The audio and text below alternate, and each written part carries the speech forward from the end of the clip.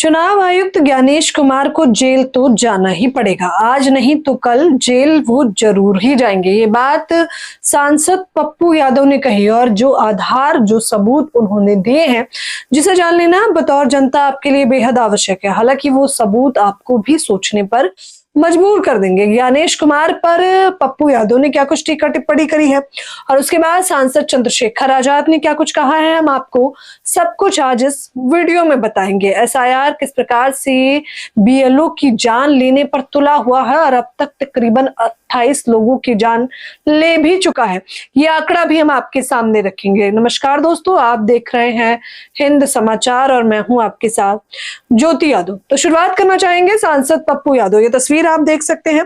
सांसद पप्पू यादव सीधे तौर पर एएनआई को दिए गए इंटरव्यू में कहते हैं कि जिस प्रकार से घपलाखोरी ज्ञानेश कुमार जो कि चुनाव आयुक्त हैं उन्होंने की है, उन्हें आज नहीं तो कल जेल तो जाना ही पड़ेगा और इंडिया गठबंधन इसकी पूरी तैयारी कर रहा है। पहला आधार और पहला कारण वो ये बताते हैं कि जब पहले शुरुआती दौर में ज्ञानेश कुमार कहते हैं कि 7 करोड़ 42 लाख लोगों ने मतदान दिया है, तो अचानक से दूसरी लिस्ट में 7 करोड़ 45 लाख मतदाता कैसे बढ़ जाते हैं, यानी कि 3 लाख मतदाता कहां से आ जाते हैं। दूसरा, उन्होंने कहा कि बूथ लेवल पर भी वोटों की चोरी की गई है और तीसरा, आखिरकार चुनाव आयोग तब चुप क्यों था जब जीविका दीदी के नाम पर 10-10 हजार रुपए महिलाओं को दिए जा रहे थे। क्या चुनाव आयोग को इस पर सख्त से सख्त एक्शन नहीं लेना चाहिए था? क्या यह आचार संहिता का उल्लंघन नहीं किया गया था? दोस्तों, ये सवाल वाजिब हैं जो सांसद पप्पू यादव ने उठाए हैं।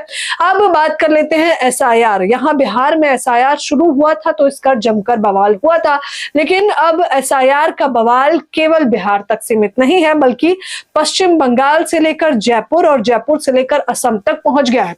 सड़कों पर कोहराम मचा हुआ है, सड़कों पर जनता उतरी हुई है और सवाल कर रही है कि जिस प्रकार से एसआईआर स्पेशल इंटेंसिव रिवीजन के नाम पर चुनाव आयोग वोटों की चोरी कर रहा है, हम वो चोरी नहीं होने देंगे। आपको बता दें, इसको लेकर सांसद चंद्रशेखर आजाद क्या कुछ लिखते हैं। वो सीधे तौर पर कहते हैं कि विशेष गहन पुनरीक्षण यानी कि एसआईआर प्रक्रिया में अव्यवहारिक नियम, कर्मचारियों पर अत्यधिक दबाव, आत्महत्या, मृत्यु की घटनाएं एवं मतदाता द्वारा झेली जा रही गंभीर समस्याओं के संबंध में मुख्य चुनाव आयुक्त महोदय जी को पत्र लिखा है। चुनाव आयुक्त को सांसद चंद्रशेखर आजाद ने पत्र लिखा है, जिसमें उन्होंने सवाल उठाया है वोट चोरी का भी और जिसमें उन्होंने सवाल उठाया है कि आखिरकार बीएलओ की इस प्रकार से मौत क्यों हो रही है, आखिरकार ये मौत है या हत्या है। बीएलओ दोस्तों, अब आपको जान लेना जरूरी है। बीएलओ जिनको नहीं पता है उनको बता दे कि बीएलओ का मुख्य तौर पर काम होता है कि उनके बूथ लेवल पर जो 1000-1500 मतदाता होते हैं उन्हें मजबूती से सटीक ढंग से चुनाव की प्रक्रिया बताना, उन्हें समझाना और सटीक तरीके से उनके मतदान का इस्तेमाल करवाना जनता के माध्यम से। बीएलओ पर अब इतना अधिक दबाव बनाया जा रहा है एसआईआर के नाम पर कि एक से बढ़कर एक, यानी कि हर दिन एक बीएलओ आत्महत्या कर रहा है और वजह बता रहा है कि वो एसआईआर के नाम पर जो धांधलीबाजी चल रही है उसे बर्दाश्त नहीं कर पा रहा। बीएलओ मुख्य तौर पर अब तक जिन लोगों ने जान ली है उसको स्क्रीन पर आप देख सकते हैं। ये मैं आपको बकायदा आंकड़ा बता रही हूं। यह है 16 दिनों में 28 बीएलओ की मौत। राजस्थान से पश्चिम बंगाल तक कैसे मचा सियासी संग्राम। बीएलओ अपनी जान ले रहे हैं। आप समझ रहे हैं मामले की गंभीरता को दोस्तों। आप समझिए कि किस प्रकार से जान देने पर मजबूर है। ये बूथ लेवल ऑफिसर होते हैं जिसमें ज्यादातर सरकारी कर्मचारी होते हैं। अन्य सरकारी कर्मचारी की अगर हम बात करें तो ये लोग भी टीचर, आंगनवाड़ी वर्कर होते हैं, क्लर्क होते हैं, जिन पर एसआईआर के नाम पर दबाव बनाया जा रहा है। जिन भी लोगों ने आत्महत्या की है वो सीधे तौर पर बता रहे हैं कि वो ये दबाव बर्दाश्त नहीं कर पा रहे हैं। क्या चुनाव आयोग को इस पर एक्शन नहीं लेना चाहिए? क्या चुनाव आयोग को एसआईआर के नाम पर जो धांधली चल रही है उस पर विचार नहीं करना चाहिए? दोस्तों, ये सवाल है जो लगातार उठाया जा रहा है। अब देखिए, कांग्रेस इसको लेकर लिखता है कि देश के हर कोने से बीएलओ की मौत से जुड़ी दुखद और चिंताजनक खबरें सामने आ रही हैं। हाल ही में गुजरात के बीएलओ अरविंद जी ने एसआईआर करवाने से जुड़े दबाव से हार कर खुदकुशी कर ली।